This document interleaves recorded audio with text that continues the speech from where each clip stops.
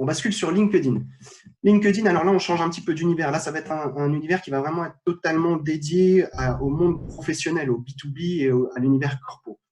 Avec ses beaucoup d'atouts aussi, surtout finalement, pour tout ce qui va être réseautage, c'est-à-dire de se servir de cette plateforme-là pour qualifier nos éventuels prospects et démarcher commercialement parlant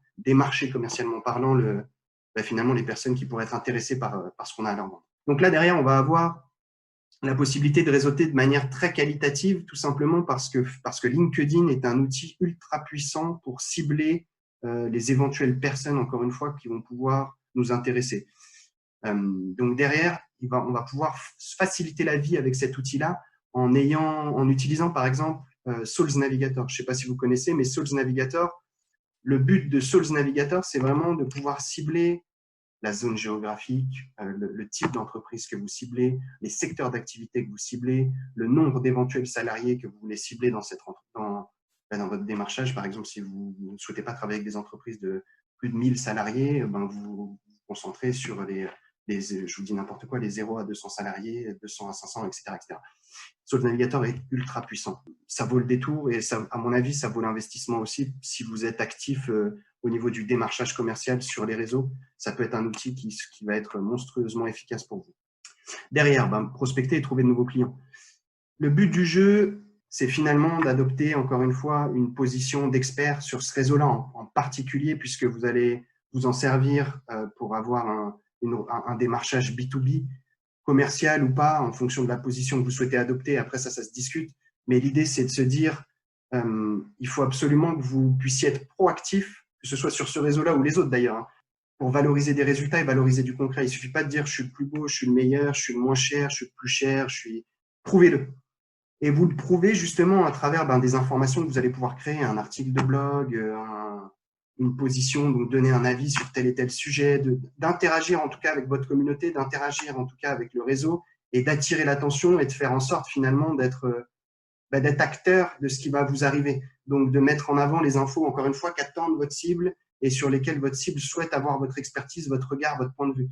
Donc là, l'idée, c'est que surfez sur tout ça finalement et faites en sorte d'adopter cette position d'expert pour derrière attirer au maximum l'attention et vous crédibiliser aussi au maximum. C'est-à-dire qu'il ne suffit pas de parler, mais il faut parler juste. Et derrière, de convaincre un maximum de personnes à vous suivre et à être appâté par les informations que vous allez pouvoir récolter et finalement à faire gonfler votre centre d'intérêt aux yeux de tous ces gens-là et de grossir aussi votre communauté.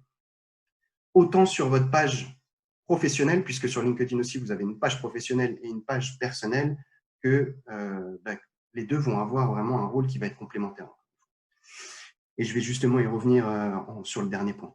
Après, si vous avez besoin de recruter aussi, LinkedIn est un outil qui est très efficace. Bon, c'est payant aussi. Il y a beaucoup d'outils qui sont payants sur LinkedIn, mais derrière, on peut s'attendre à une efficacité. Aujourd'hui, on est un petit peu dans ce monde-là. Donc là, voilà. Pour la partie recrutement, LinkedIn dispose d'un outil qui est assez puissant aussi et qui va pouvoir être très pratique pour finalement aller chercher les profils que vous recherchez. Sur LinkedIn, il y a aussi, on se sert aussi beaucoup des hashtags, comme sur Instagram. Donc là, également, quand vous allez recruter, etc., ça va être aussi des éléments importants à prendre en compte, les hashtags par rapport à votre secteur d'activité, etc. Ensuite, votre profil.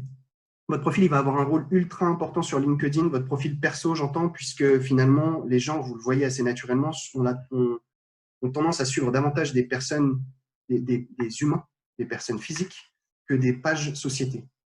C'est beaucoup plus intuitif de suivre une personne et de suivre également ses atouts, son expertise, d'avoir son regard. Il y a un côté humain aussi qui est beaucoup plus séduisant. Donc, je pense que ça s'est fait tout ça assez naturellement. Mais donc, autant vous dire que votre cible, vos prospects vont davantage vous suivre vous qui vont suivre votre page professionnelle.